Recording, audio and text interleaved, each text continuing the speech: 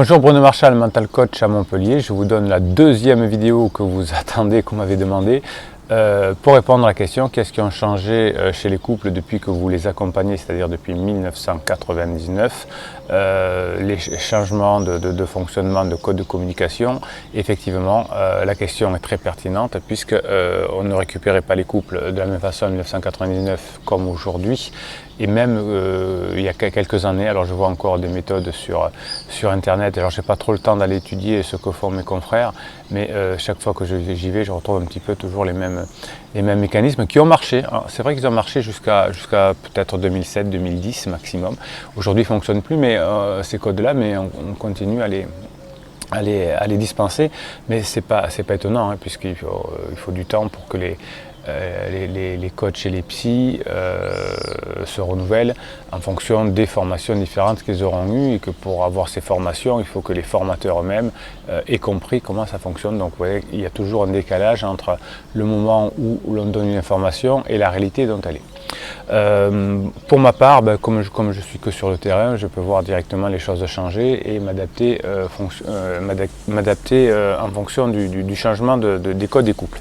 Alors je vous ai expliqué dans la première vidéo qui est parue avant-hier, pour ceux qui regardent les vidéos régulièrement, l'un des premiers changements c'était en 2007 avec le divorce du président de la République, M. Sarkozy, un leurre ensuite qui a été comment on reforme un nouveau couple, et puis l'arrivée de M. Hollande où avec la même caractéristiques de couples différents, on va dire, où là c'était plus réel puisque on a eu des relations pansement avant d'avoir la vraie relation, alors que pour M. Sarkozy, je vous expliquais dans la première vidéo, le côté romanesque, romantique, encadré par les médias et par une organisation sans faille, a fait croire que l'on pouvait se séparer et immédiatement retrouver quelqu'un et que ça marche d'un seul coup, tant pour Cécilia que pour Nicolas.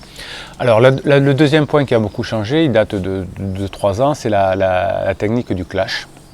Les couples aujourd'hui, à force de lire dans les journaux, j'allais dire, mais regarder la télévision avec des émissions de clash comme les Marseillais, comme le Touche pas mon poste, etc. Et puis tout ce que l'on voit sur YouTube.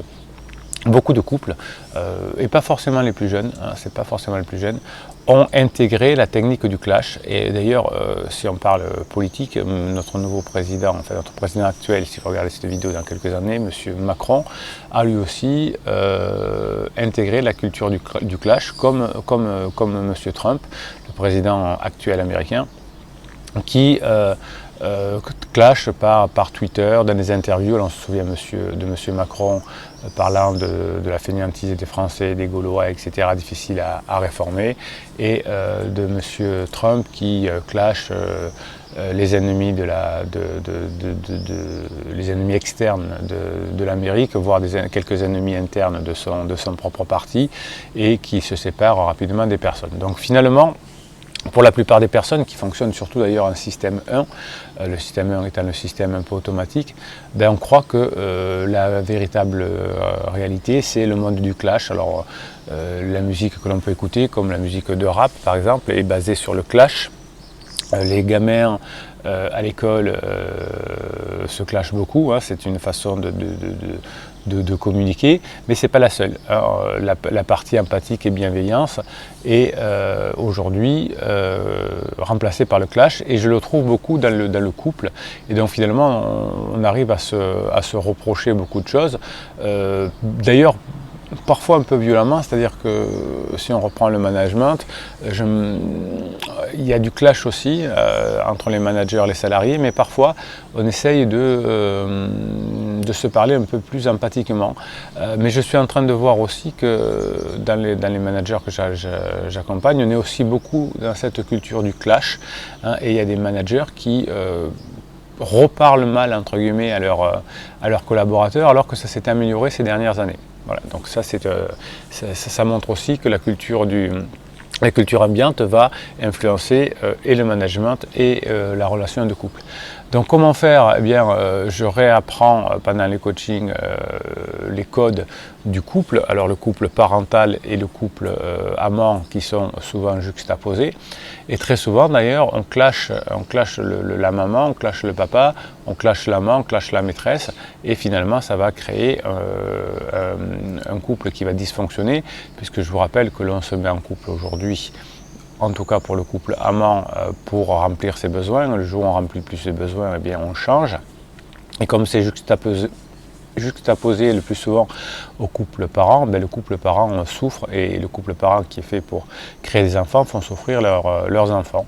Donc la technique du clash, la culture du clash est la nouvelle façon de communiquer dans beaucoup de couples, et en tout cas les couples qui m'appellent au secours, à la rescousse, je m'aperçois que souvent ils sont dans le domaine du clash, et donc là finalement c'est très réparable, parce que quand on reapprend les codes du non-clash et que l'on apprend à refaire du compliment, à remplir les besoins des autres, eh bien les couples s'améliorent, et c'est pour ça que avec cette façon de faire, on arrive à récupérer autant de couples, parce que souvent les couples s'entendaient très bien, n'avaient pas grand chose à se reprocher, mais se sentaient mal, se sentaient pas reconnus, valorisés à cause de ce problème de clash. Voilà, donc je réponds à ces vidéos, qu'est-ce qui a changé depuis 1999, donc deux grandes périodes, 2007 et on va dire 2016, qui ont fait de vrais changements dans les couples que j'accompagne, et donc j'ai dû adapter mes méthodes pour aider ces personnes à bien fonctionner. Donc toutes les méthodes qui sont liées aux années 2010-2011 malheureusement ne fonctionnent plus aujourd'hui.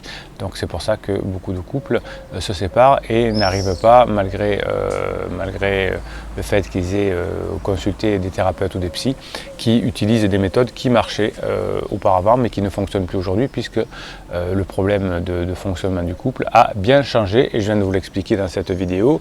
Si vous pensez que cette vidéo peut aider des personnes à expliquer des choses, mettez-moi ce pouce en l'air qui va faire que YouTube va le reprogrammer et le proposer à d'autres personnes.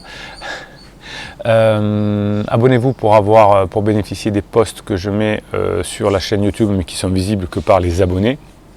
Et c'est souvent du contenu très intéressant, en tout cas un peu plus long que sur les vidéos, et qui vous permettent aussi de relire des choses.